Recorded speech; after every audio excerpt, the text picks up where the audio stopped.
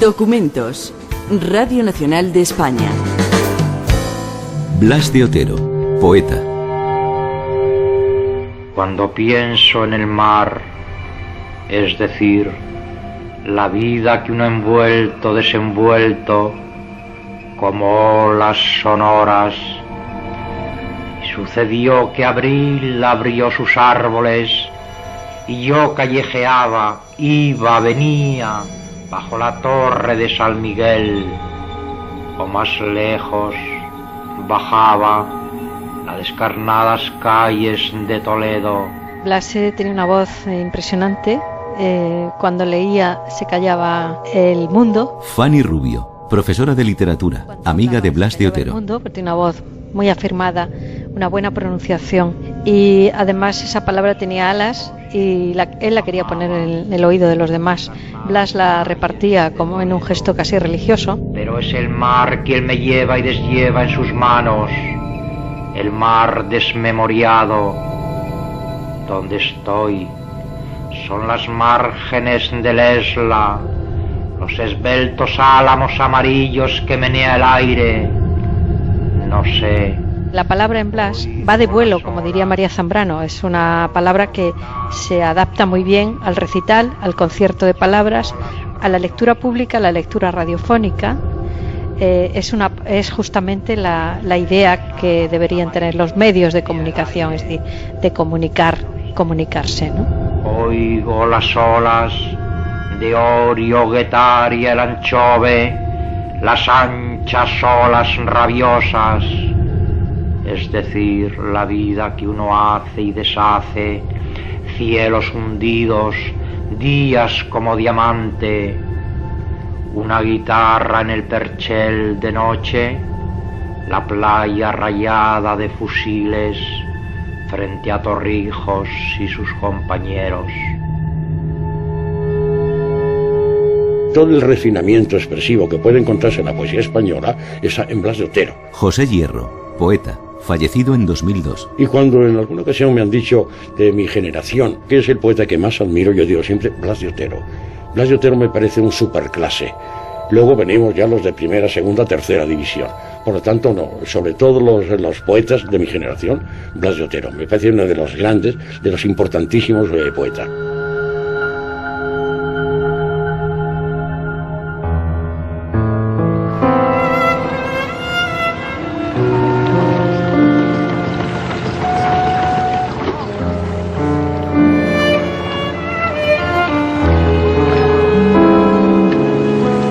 Blas de Otero nace el 15 de marzo de 1916 en Bilbao. Él pertenece a una familia burguesa que bastante pronto va a arruinarse. Es decir, él es niño rico durante 10 años, con lo cual su familia, su padre, intenta salvar esa ruina inminente y vienen a vivir a Madrid. Lucía Montejo, profesora de literatura. El padre intenta salvar la fortuna, pero les persigue la mala suerte y el padre muere en el año 29, el hermano ha muerto 2 años antes y entonces la madre con los 3 hijos deciden volver a Bilbao. El poeta tiene 15 años cuando regresan a Bilbao y estudia Derecho porque intenta ocupar el lugar de su hermano mayor y se mueve en esos momentos en todos los círculos religiosos de los jesuitas. Ese es su entorno. Son los primeros poemas, son las primeras lecturas, el acercamiento al 27, a Juan Ramón. En 1936, la guerra civil le encuentra con la carrera de Derecho recién terminada. Se incorpora en ese momento a los batallones vascos y cuando termina la guerra empieza a trabajar en una industria metalúrgica. Y empieza a escribir sus primeros poemas. Ahí aparece Cántico Espiritual y otros poemas que van apareciendo en revistas de Bilbao, en periódicos. En la inmediata posguerra nacen algunas revistas literarias cuyos nombres tienen hoy el enorme poder de evocar aquellos durísimos, aunque no para todos, años de penitencia. Escorial, que nace en 1940, Garcilaso, de 1943, y la leonesa Espadaña, de 1944, fueron las más importantes.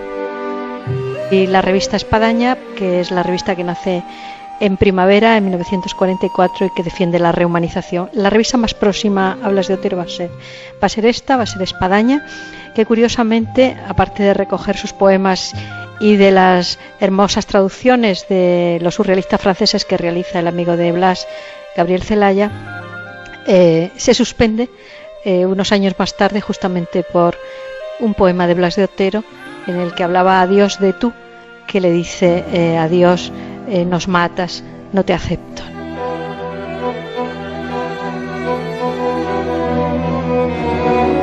Trabajando en Forjas Alavesas como abogado, se convierte en el cabeza de familia y soporte principal de la economía familiar. Entre las obligaciones familiares que le han sobrevenido tras la muerte del padre y del hermano mayor, y su necesidad personal, perentoria, de escribir, va a elegir lo segundo. Desgarrado por una vocación, la de poeta, que no puede desarrollar y que necesita ejercitar para vivir, en 1943 toma la decisión de trasladarse a Madrid a estudiar filosofía y letras y dedicarse a la poesía. Mario Hernández, profesor de literatura. Terminó la carrera, se pone a trabajar, además con el peso de un padre que ha muerto muy joven, de un hermano que había muerto antes, que tiene que sustentar a una madre y dos hermanas, y que siente esa responsabilidad. Él no podía seguir ahí. Es decir, era superior a sus fuerzas y bueno, pues probablemente todos los problemas psicológicos que tuvo toda su vida pues vienen de ese momento de ruptura.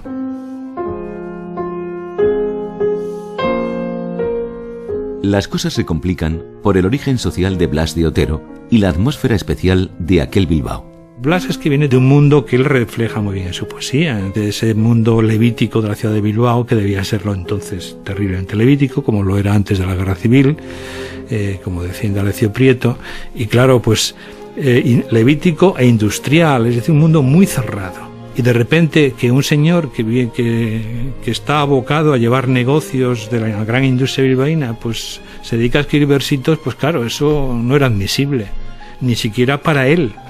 En fin, esa fue, yo creo, una parte de la tragedia del poeta Blas de Otero.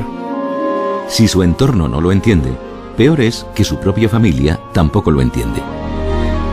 Tampoco entendió que él se dedicara a su poesía y de alguna forma los dejara abandonados, ¿no? En un momento difícil para ellos y crucial. Es la hermana la que tiene que tomar las riendas familiares mientras sienten que él se desentiende, ¿no? Y ese sufrimiento, además, es que yo creo que eso fue un sentimiento de culpa que él tuvo hasta el final, que padeció hasta el final.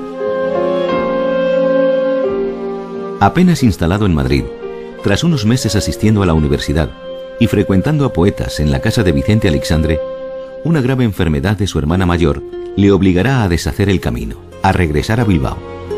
Esto le crea una crisis, una terrible crisis que le lleva a primero recluirse en un sanatorio psiquiátrico un tiempo y después a recluirse en su casa hasta los años 46, 47, 48. Él saldrá de casa cuando ya se publican los primeros poemas en la revista Egan. Son unos poemas para el hombre, que van a ser el germen de su primer libro, de Ángel fieramente humano. De Ángel fieramente humano, el poema Vértigo, recitado por Ana Belén. Desolación y vértigo se juntan. Parece que nos vamos a caer, que nos ahogan por dentro. Nos sentimos solos y nuestra sombra en la pared no es nuestra. Es una sombra que no sabe, que no puede acordarse de quién es.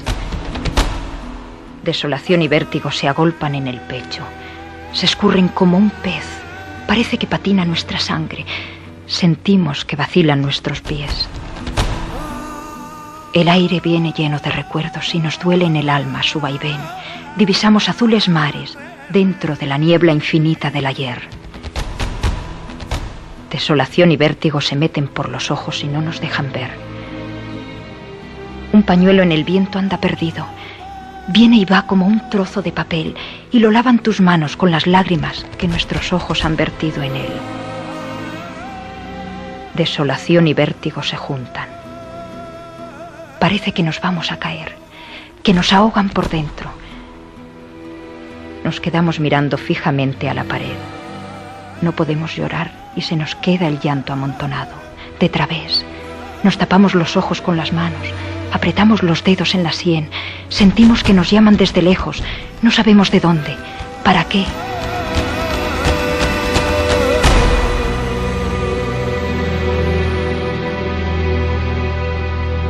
Después de ese momento, en 1949, presenta Ángel Fieramente Humano al Premio Adonais, pero se le deniega por motivos extraliterarios, es decir, se le deniega por problemas con la censura. Y aquí van a empezar además sus problemas con la censura.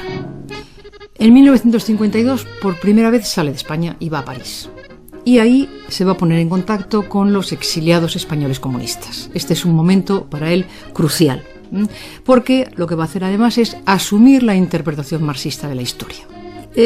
A su vuelta, vive en Bilbao, vive con su madre, vive con su hermana mayor, y él vive de las conferencias, recitales y la publicación de esos poemas en revistas, o la publicación de Ángel Fieramente Humano y un poco más adelante de Redoble de Conciencia en 1951.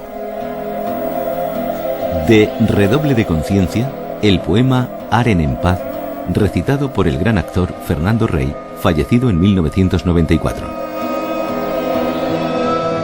Pensé poner mi corazón con una cinta morada encima de la montaña más alta del mundo, para que al levantar la frente al cielo, los hombres viesen su dolor hecho carne, humanado. Pensé mutilarme ambas manos, desmantelarme yo mismo mis dos manos, y asentarlas sobre la losa de una casa en ruinas. Así orarían por los desolados.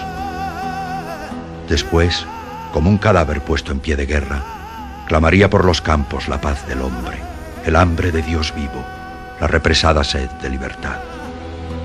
Noches y días suben a mis labios, ellos en son de sol, ellas de blanco. Detrás acude la esperanza con una cinta amarilla entre las manos. Miradme bien y ved que estoy dispuesto para la muerte. Queden estos hombres, asome el sol, desnazca sobre el mundo la noche. Echadme tierra, arad en paz. Y toda la primera parte, lo que coge Ángel Fieramente Humano, Redoble de Conciencia, es la expresión de un rebelde. El primer paso que tenemos que dar siempre en la vida para asumir nuestra personalidad es rebelarnos contra todo un contexto que intenta interpretarnos falsamente, hacer que cumplamos un papel que no somos nosotros mismos. Entonces, en esa rebelión es donde aparecen estos temas, como puede ser pues Dios, la relación hombre-Dios, que en el fondo yo pienso que Dios no es solo el creador, el ser enfrentado con el hombre, como puede aparecer en la obra de Blas, sino que la palabra Dios es un símbolo, cierto modo como una imagen que está recogiendo dentro de sí todos aquellos poderes que castran al hombre. Sabina de la Cruz, profesora de literatura, viuda de Blas de Otero, hablaba así de esa etapa inicial del poeta. Fue estudiante en los jesuitas, su madre era una mujer muy religiosa, tuvo una hermana monja durante 20 años, procede por consiguiente de un medio muy religioso. La juventud entonces tuvimos una especie de insatisfacción, o sea, del momento en que te das cuenta de que aquello no llena ni tu pensamiento, ni llena tampoco tu trayectoria vital. Y viene entonces la rebelión. Claro, cuando esta rebelión tiene que enfrentarse con algo tan importante como son todas las creencias religiosas, todo un modo de entender la vida, la rebelión entonces no puede solo circunscribirse a una parte, sino que arrastra consigo todo lo que había sido la concepción anterior de la vida.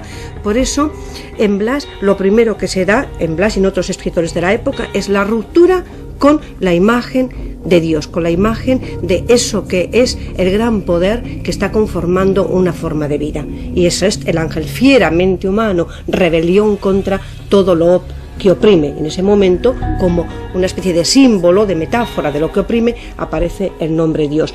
Y, por ejemplo, todos los poemas de amor que aparecen al mismo tiempo junto con el tema del hombre y Dios, son un cierto modo también de empezar a encontrar esa otra dimensión que el huérfano que ha matado a Dios, que ha destruido, que ha quitado ese ser que protegía, que debía de proteger al hombre, el primer encuentro tiene que ser hacia otros seres humanos, el primero la mujer.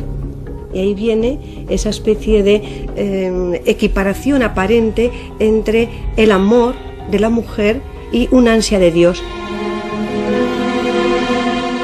Es a mitad de la década de los 50, con la dictadura de Franco consolidada por los pactos con los Estados Unidos, cuando algunas gentes de las artes y las letras y algunos grupos de estudiantes universitarios definitivamente dejan de mirar hacia otro lado, haciendo como que la dictadura no existía. Entre 1953 y 1956, el dramaturgo Alfonso Sastre estrena Escuadra hacia la muerte y La mordaza. Los cineastas Juan Antonio Bardén y Berlanga, Bienvenido Mr. Marshall, y Bardén, al poco, Muerte de un ciclista y Calle Mayor. El mundo del cine hace su crítica radical al panorama del cine español en Las conversaciones de Salamanca. En 1956 muere Ortega y Gasset, y su entierro se convierte en una manifestación antirrégimen de estudiantes universitarios. En 1955 aparece de Gabriel Celaya Cantos Íberos y de Blas de Otero Pido la paz y la palabra. Es el despliegue y la hegemonía de la poesía social que llevaba años fraguándose.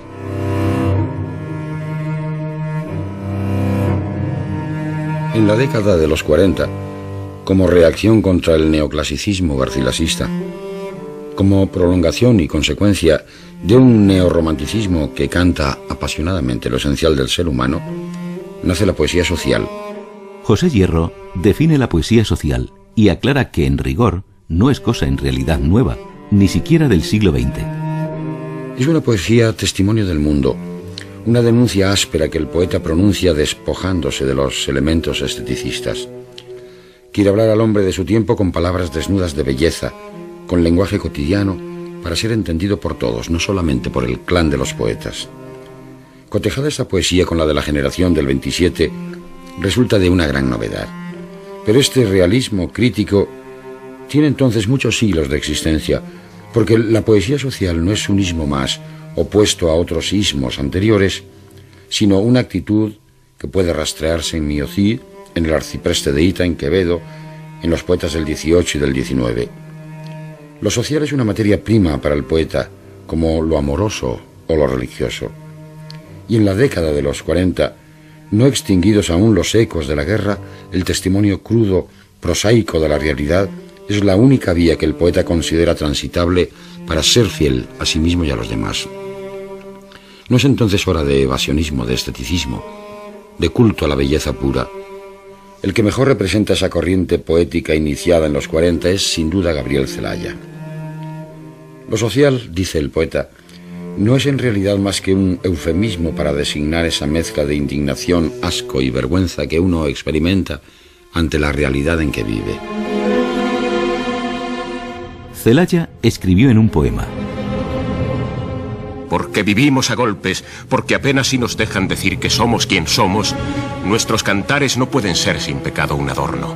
Estamos tocando el fondo. Maldigo la poesía concebida como un lujo cultural por los neutrales que, lavándose las manos, se desentienden y evaden. Maldigo la poesía de quien no toma partido hasta mancharse.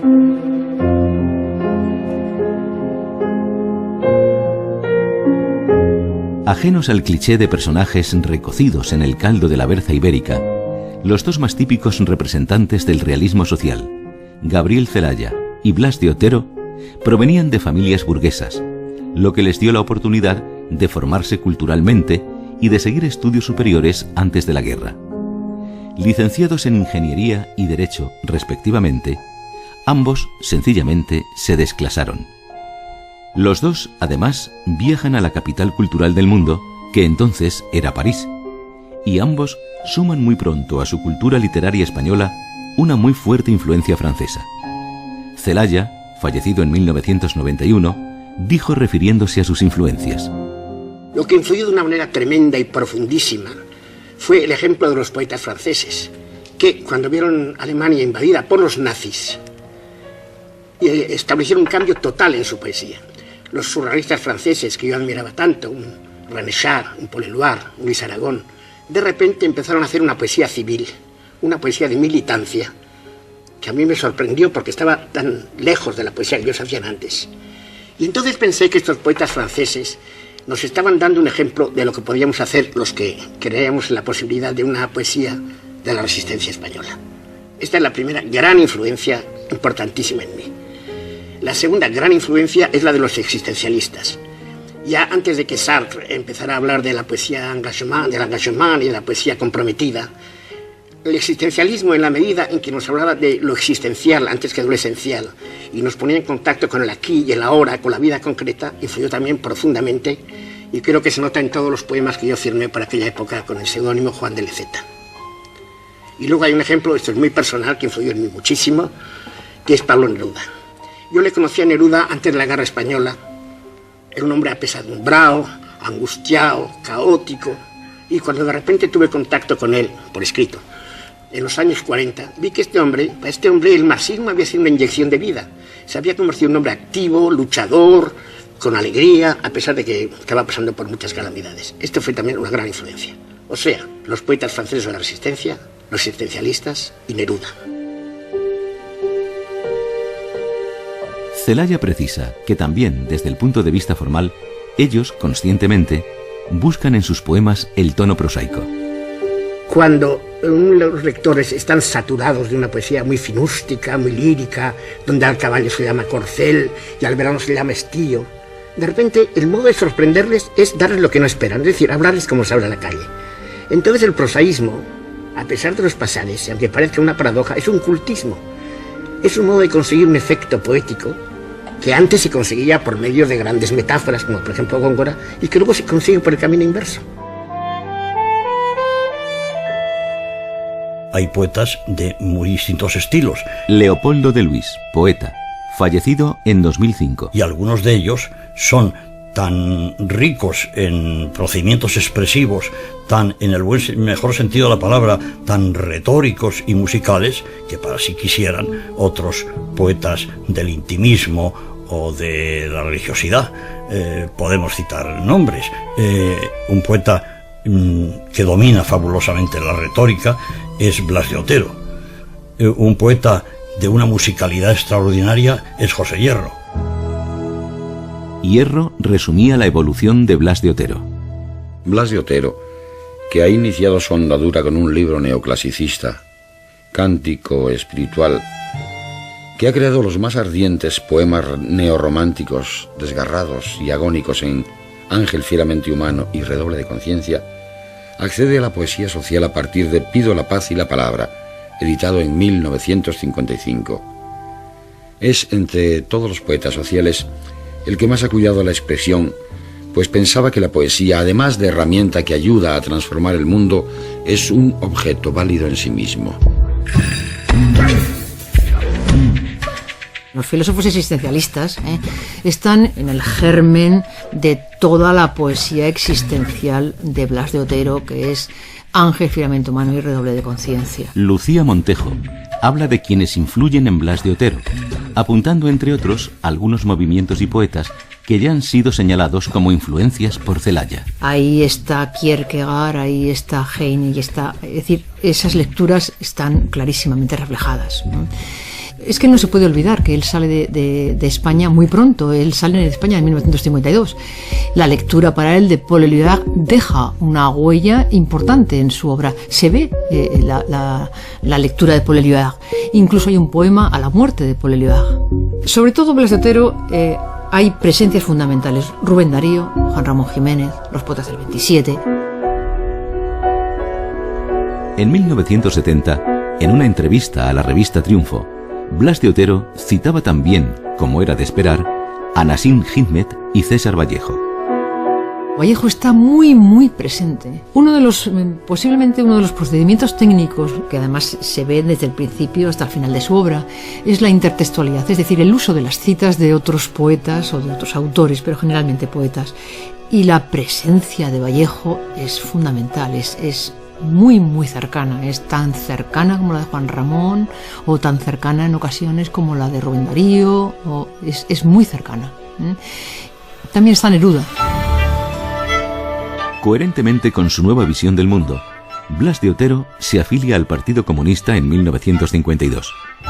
Sumarse al partido a comienzos de los años 50, en España, no es asunto sobre el que pasar de largo en la biografía de un español de la posguerra. En los años 50, el régimen encarcelaba, torturaba y fusilaba por pertenecer al partido. Marcos Ana, 86 años, poeta, comunista, con 23 de cárcel, es el español que pasó más años de condena seguidos en una prisión de Franco. Marcos Ana y Blas de Otero se harán amigos en 1962 en París. Marcos Ana recordaba a documentos cómo en los años 50, en las cárceles de Franco, leyó por vez primera a Blas de Otero. Cuando conocí a Blas de Otero, no físicamente, fue en la prisión de Burgos. Yo había fundado en la cárcel, en la década del 50, había quedado una tertulia literaria que se llamaba La Aldaba. Claro, todo esto en la máxima clandestinidad, donde pues la gente que tenía inquietudes literarias nos reuníamos allí, ¿no? Y llegamos a hacer cosas verdaderamente milagrosas, ¿no? En las condiciones de una cárcel franquista. Y es que organizamos homenajes a los grandes poetas, pero con un escenario que montábamos con mantas y con sábanas arropados un poco por la noche, que era una seguridad, una protección relativa, ¿no? Porque había compañeros en la ventana montando la vigilancia para ver si venían los guardianes. Inmediatamente había una palabra que era una consigna para guardar inmediatamente todo. Y yo recuerdo que en esa misma actividad hicimos un día una lectura de Blas de Otero. Me acuerdo que los libros que teníamos en aquel momento era Ángel fieramente humano y El doble de conciencia, que nos los había pasado Leopoldo de Luis, que tenía un hermano en la cárcel, José Luis Gallego, un poeta extraordinario que era miembro también de la tertulia. Y era muy, muy, muy interesante ver allí a un centenar de presos sentados en el suelo escuchando la palabra de Blas de Otero. Y por otra parte había un curso de literatura, todo esto clandestino, donde había profesores que lo daban y había una asignatura que Blas de Otero. Los viajes fueron permanentemente metabolizados como material poético por Blas de Otero desde el primero, el que hizo a París en 1952 tras vender su biblioteca.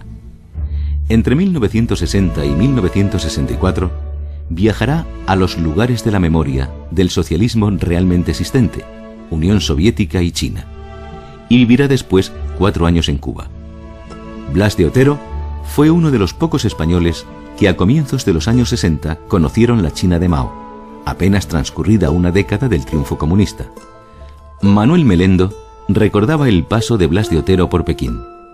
Ingeniero de comunicaciones por la Universidad de Pekín, Melendo es quizá el primer español que culminó una licenciatura universitaria en lengua china. Sus padres, Ataulfo Melendo y María Paz Lecea, exiliados en Moscú tras la guerra, fueron después profesores de lengua y cultura española en Pekín desde mediados de los años 50. Por la casa familiar en Pekín pasaron otros poetas como Alberti o Neruda. Manuel Melendo era un joven estudiante y le quedó grabado algo especial de Blas de Otero. Blas de Otero tenía problemas psíquicos, entonces papá y mamá tuvieron que ocuparse de él de una manera bastante seria. Papá se arregló con los chinos. Hay el Hijeyuan, que es el palacio de verano con un lago artificial, y ahí hay una pequeña islita con el puente de 11 ojos. Esa islita es un pequeño hospital de dirigentes chinos, eso no lo sabe nadie. Ese sitio es muy tranquilo, muy bien. Lo pusieron allí con asistencia médica y mejoró mucho y casi se instaló. Yo no sé cuánto estuvo con nosotros, 2 meses o más. O sea, la gente venía y salía y él estuvo bastante tiempo.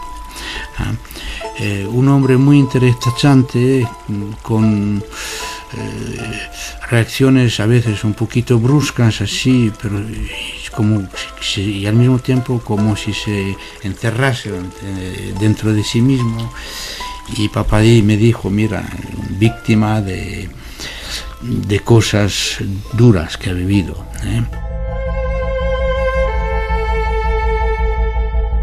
Entre estancia y estancia en el extranjero, en 1963, Blas de Otero publica Esto no es un libro. Uno de sus poemas se titula Cantar de amiga. Escuchamos a Fernando Rey. A ti, posible compañera, camarada, diametralmente tendida a mi lado izquierdo bajo el cielo de Castilla. A Ti pequeño cantar de amigo, verso pimpante del arcipreste, estas líneas, esta palabra arrancada a la realidad, único sueño que amo y veo evidentemente como a ti. Tantos años, caminos, aventuras, países, papeles enredados en los dedos, fusiles de pie, y siempre, siempre arañándome España.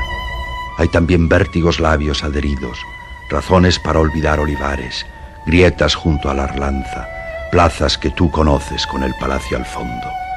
Ahora después es la vida, y si la nieve resbala, ay amor, si la nieve resbala por el sendero, háblame, dame la mano, ríe, mira, brilla el sol.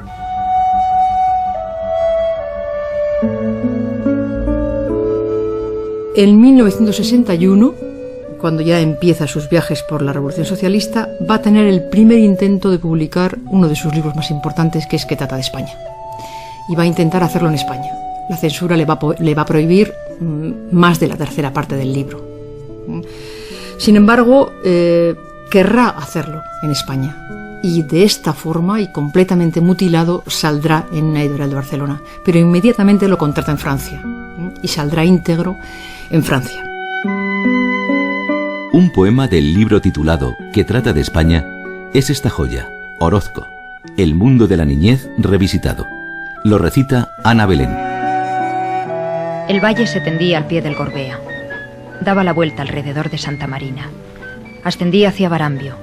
Doblaba hasta la línea del ferrocarril en Llodio. Valle delineado por la lluvia incesante, liviana, dando molde en el lodo a las lentas ruedas de las carretas tiradas por rojos bueyes, tras la blusa negra o rayada del aldeano con boina. Pequeña patria mía. Cielo de nata sobre los verdes helechos, la hirsuta zarzamora, el grave roble, los castaños de fruncida sombra, las rápidas laderas de pinares. He aquí el puente junto a la plaza del ayuntamiento, piedras del río que mis pies treceañeros traspusieron, frontón en que tendí diariamente los músculos de muchacho, aires de mis campos y son del tamboril, atardeceres en las tradicionales romerías de Ibarra, Murueta, Luyando, mediodía en el huerto de la abuela, luz de agosto irisando los cerezos, pintando los manzanos, puliendo el fresco peral. Patria mía pequeña, escribo junto al Kremlin, retengo las lágrimas y por todo lo que he sufrido y vivido, soy feliz.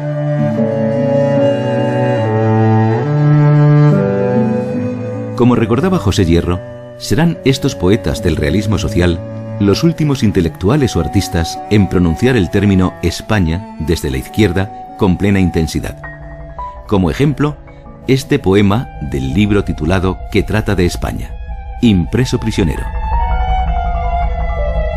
He aquí mis libros. Cuánto tiempo impreso, prisionero entre líneas.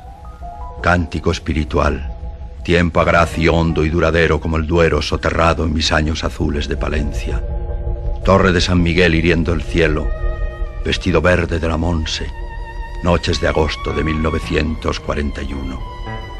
Oíd el verso de Góngora, suspiros tristes, lágrimas cansadas, terco, rabioso, ángel fieramente humano, llamando al arma, desalmando el cuerpo a golpes de pasión o de conciencia.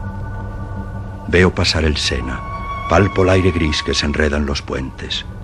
Vuelvo a la espaciosa y ardua España, entro en la mina comida por el hambre, camino tierra de campos, torno a mi villa de hierro al rojo, pido la paz y la palabra, cerceno imágenes, retórica de árbol frondoso o seco.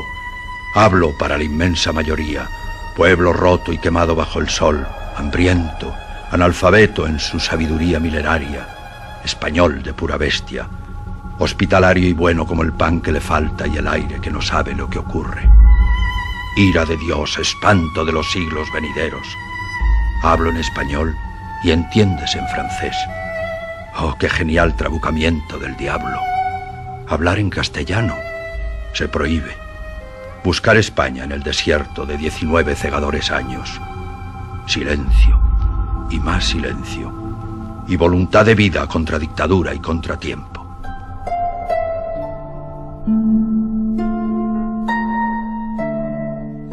Sabina de la Cruz será la compañía decisiva para Blas de Otero en los últimos 11 años de vida del poeta. Se habían conocido y enamorado en Bilbao en 1961, pero la relación se rompió. El reencuentro se produjo en 1968, al regreso de Blas de Otero de una estancia de 4 años en Cuba. Volví a encontrarle en una situación para él además muy mala, muy mala. Yo estaba ya aquí en la Universidad en Madrid y lo encontré en Madrid cuando le acababan de operarle de un tumor canceroso y realmente a vida o muerte y con muy pocas esperanzas de vida después de la operación. Pero en fin, otra vez ese reencuentro también lentamente volvió a hacer surgir en momentos tan trágicos, pues otra vez es ese amor que parecía perdido y bueno, pues no lo estaba. Fue algo pues muy bello, muy hermoso hasta el final de su vida.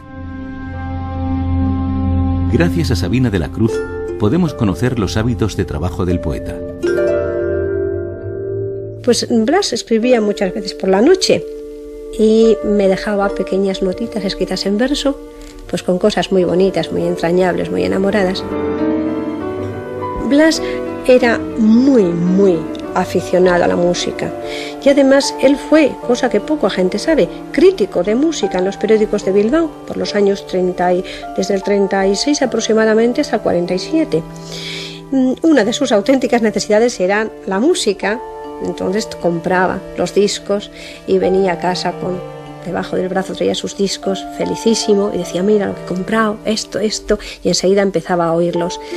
Y esos periodos de creación que tiene generalmente el poeta, que no suele ser como el novelista generalmente escribe todos los días, ¿no? De tal hora, tal hora. Sin embargo, el poeta no suele ser un creador así, sino que es un creador por etapas, por rachas. El resto del tiempo lee, pasea, vive, convive, va recibiendo todas las impresiones de la vida que después se va a transformar en poesía. Pero esas rachas de producción en que ya el poema se escribe sobre el papel eran muy fáciles de conocer en Blas de Otero porque comenzaba a oír música casi ininterrumpidamente, a veces día y noche oyendo música, y eso siempre eran los inicios de los periodos de creación. Pues escribía en sus cuadernos, sentado generalmente en el salón de la casa porque necesitaba un gran espacio para escribir, y de tal modo estaba metido dentro de sí mismo que no le molestaba ni la presencia de las personas de la familia. Se podía estar incluso limpiando, claro, se procuraba, ¿no?, ¿verdad?, respetar la labor del creador, pero él no notaba siquiera que se pasaba delante de él y se le notaba feliz, como metido dentro de un mundo, como una campana de cristal en la cual él producía con una cara alegre. Yo nunca le he oído protestar. Cuando había pasado ese periodo de producción, generalmente venía después una etapa de decaimiento, y en un hombre depresivo como él era, una persona de carácter depresivo, a veces incluso había depresiones que duraban cierto tiempo y que eran periodos pues muy dolorosos, y dejar pasar el tiempo, porque luego generalmente las depresiones ellas solas remitían, y de pronto un día salía, se cortaba el pelo, se afeitaba muy bien, se vestía muy guapo y aparecía otra vez pues el hombre que siempre era generalmente en su vida. Blas de Otero es de los pocos poetas que han sido solo poetas. Mario Hernández. Es decir, el sufrimiento para Blas de Otero fue que, quedándose huérfano muy joven y depositadas en él las esperanzas de una familia además que tenía una tradición de riqueza, digámoslo así, con toda claridad, pues el que traiciona esas esperanzas para él fue un trauma terrible, una especie de sentido de culpabilidad tremendo, como lo he oído contar muchas veces a la propia Sabina de la Cruz.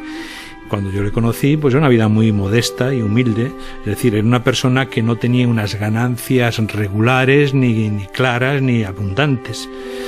Y sin embargo, Blas apostó por las penalidades que fueran con tal de escribir su obra poética. Claro, pagó un precio por eso, pero digamos que como Juan Ramón Jiménez, a costa de lo que fuera, pues digamos que tuvieron esa determinación.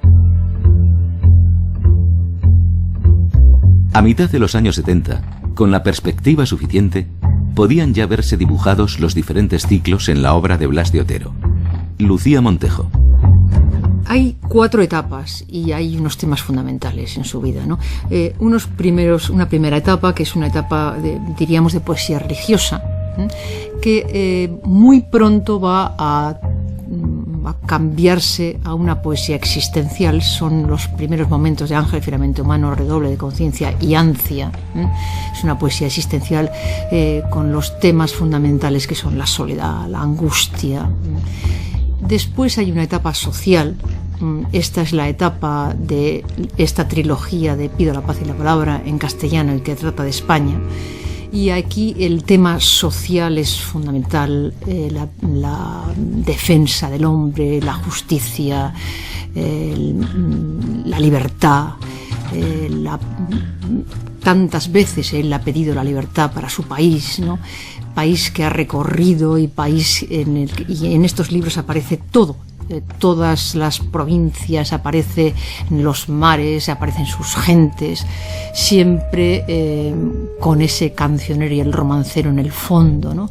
Y una última etapa, que es la etapa, yo diría, y que Sabina y yo hemos llamado en un libro de meditación integradora, que es la última etapa, la que se inicia con las prosas, historias fingidas y verdaderas, es la etapa en la que se recogen realmente todos esos temas. No es capaz de separar vida-obra. Y en esta última etapa la muerte está muy cercana también. Recordamos que viene muy enfermo de Cuba, la muerte está muy presente. Hay también una clara evolución en su estilo. Hablamos un poco de lo que son las formas, la métrica, las formas métricas en la poesía. Él se inicia posiblemente en la estrofa más usada y abusada de la posguerra, que es el soneto, ¿no? Y será un gran sonetista, es un gran sonetista. Llega a hacer sonetos con versos de todas las medidas, y además utilizará el soneto desde el principio hasta el final, hasta tener un libro que se llame Todos mis sonetos, donde recoge sonetos desde los años 40 hasta los años 70. Pero además de ser un poeta que utiliza magistralmente los metros clásicos, es también un innovador terrible, y entonces posiblemente el uso del verso libre, que primero es un verso corto y después llegará a ser un versículo, es también otro de sus mejores logros o de sus mayores logros en cuanto a utilización de estrofas, ¿no? de la métrica. Blas es un poeta que se le ve clarísimamente, como le pasó de algún modo también a Miguel Hernández. Lo que pasa es que Miguel Hernández no le da tiempo casi a evolucionar. Y son poetas que aprenden el oficio y hacen estrofas difíciles, hacen sonetos. Mario Hernández. Y cuando, digamos, han dominado la técnica, han mostrado su virtuosismo. El soneto de Mademoiselle Isabel de Blas de Otero pues es célebre por eso, ese juego de sonoridades que parece como de un pianista exquisito que está tocando, haciendo un pequeño alarde.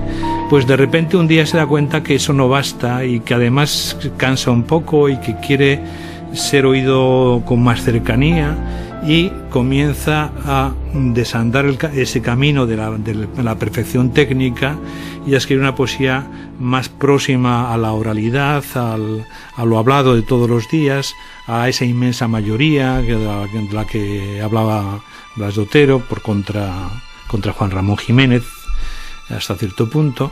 Y bueno, y digamos que comienza a hacer un verso más deshecho, más espontáneo, incluso a veces con una espontaneidad que produce ciertos fallos, pero que no le importa y deja el poema tal como le ha salido. Blas de Otero residía en Madrid, pero a la menor oportunidad viajaba a Bilbao, donde vivían madre y hermanas. Sabina de la Cruz decía que nunca dejó de regresar a Bilbao en el recuerdo, y que la mayoría de los poemas que dedica a Bilbao o al Valle de Orozco, donde pasaba de niño los veranos, los había escrito entre 1960 y 1961, precisamente cuando estaba más lejos, en París, Moscú, Pekín o Shanghái.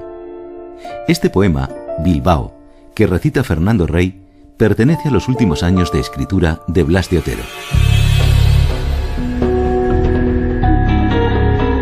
Yo, cuando era joven, te ataqué violentamente, te demacré el rostro porque en verdad no eras digna de mi palabra, sino para insultarte. Ciudad donde nací, turbio regazo de mi niñez, húmeda de lluvia y ahumada de curas. Esta noche no puedo dormir y pienso en tus tejados, me asalta el tiempo huido entre tus calles y te llamo desoladamente desde Madrid porque solo tú sostienes mi mirada, das sentido a mis pasos sobre la tierra. Recuerdo que en París aún me ahogaba tu cielo de ceniza, luego alcancé París como un cagarín de la Guerra Fría y el resplandor de tus fábricas iluminó súbitamente las murallas del Kremlin y cuando bajé a Shanghái sus muelles se llenaban de barcos del Nervión y volé a La Habana y recorrí la isla ladeando un poco la frente porque tenía necesidad de recordarte y no perderme en medio de la revolución. Ciudad de monte y piedra, con la vejilla manchada por la más burda hipocresía, ciudad donde muy lejos, muy lejano, se escucha el día de la venganza alzándose con una rosa blanca junto al cuerpo de Martí. En estos últimos años de vida, residiendo en Madrid, Blas de Otero hizo algunos viajes al extranjero. En uno de ellos visitó en Londres a Rafael Martínez Nadal, amigo de García Lorca, profesor y periodista. Blas de Otero fue a visitarlo cuando Martínez Nadal dudaba sobre si publicar o no algunos materiales inéditos de Lorca. Vino Blas de Otero a verme en Londres, estábamos comiendo, la primera vez yo no le conocía nunca de antes, su obra sí naturalmente, y estando comiendo se planteó el problema de la publicación de manuscritos inéditos o no que había dejado un poeta. Blas de Otero se puso furioso cuando yo le planteé el problema de lo que yo tenía conmigo y me dice, mira, ni tú ni nadie tiene derecho a publicar una obra que un autor ha dejado en borrador. A mí me impresionó considerablemente aquello, hasta el punto que le dije, mira Blas, si realmente tú lo sientes así de una forma tan definitiva, permíteme que voy a bajar unos cuantos manuscritos de Lorca que tengo arriba. Estábamos comiendo, en medio de la comida, y te voy a leer nada más que 2 o 3. Si después de esto tú sigues creyendo que no se deben de publicar, yo los publico.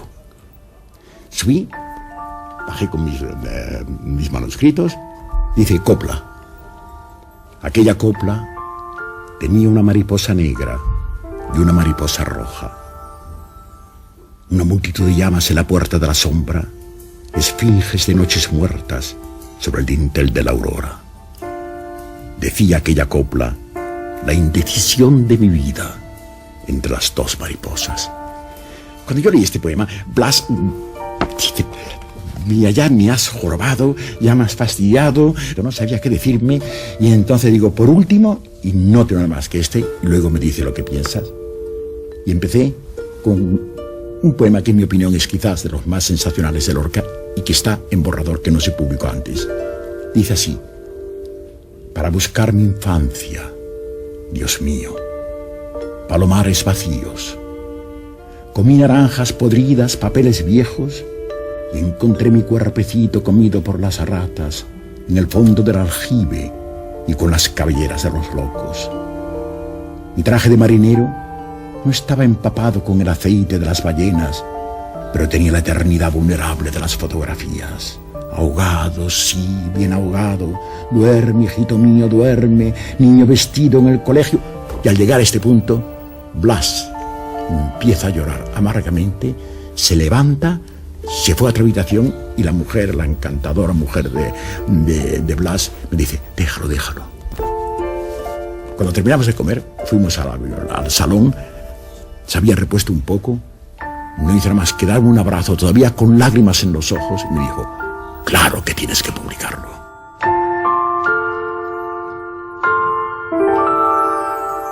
Quizá Blas de Otero lloró por la calidad del poema, por el recuerdo del poeta fusilado, pero también por su propia juventud perdida. Blas de Otero había visto a Lorca en 1936 en el Teatro Arriaga de Bilbao. Tenía 20 años.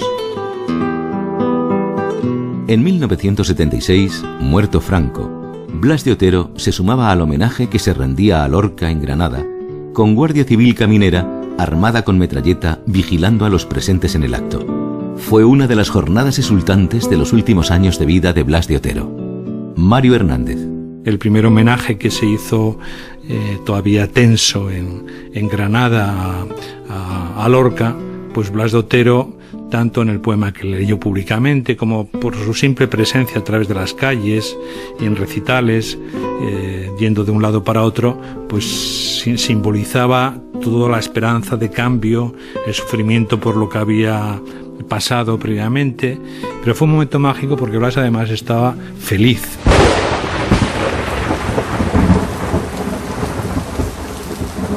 Es Madrid, todos recordábamos Me moriré en París con aguacero de Vallejo, recordábamos ese momento, era lógico porque Vallejo era un poeta muy amado de Blas y tenía que acompañar Vallejo y La tormenta ese hasta luego de Blas de Otero.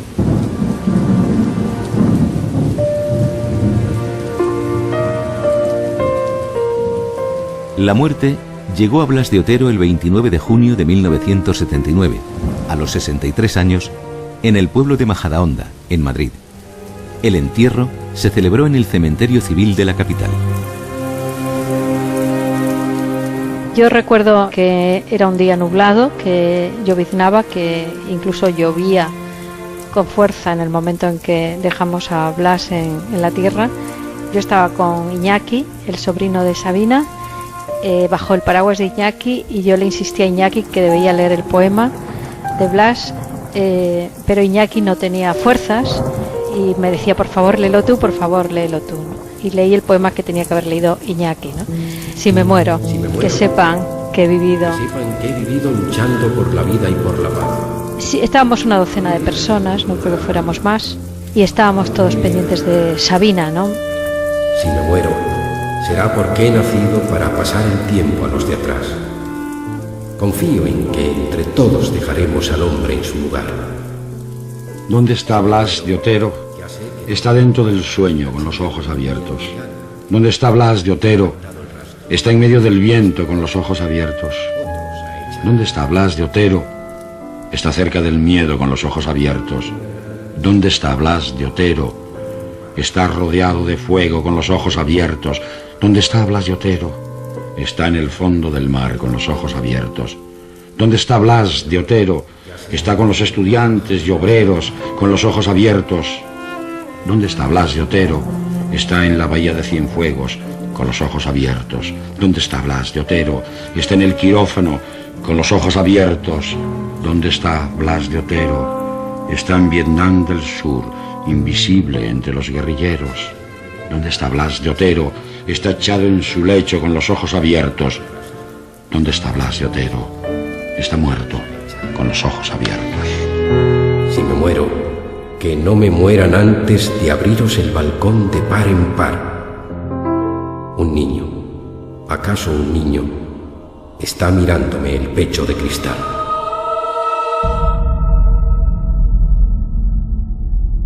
Blas de Otero, poeta. Un programa de Germán Sánchez. Benigno Moreno, Sergio Delgado, Miguel Ángel Coleto y Maica Aguilera en la realización y edición digital. José Antonio Ramírez en la narración. Documentos Radio Nacional de España es una serie dirigida por Elvira Marteles.